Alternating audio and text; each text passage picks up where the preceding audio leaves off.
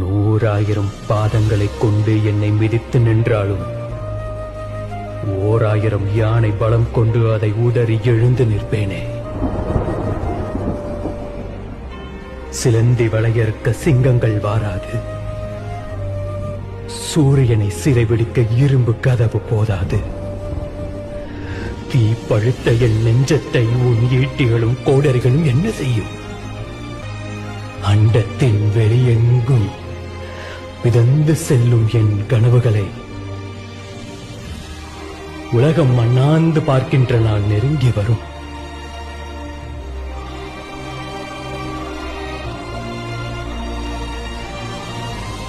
வயது முதிர்ந்த போதிலும், வழிகள் மிகுந்த போதிலும், வலிமை குறைந்த போதிலும்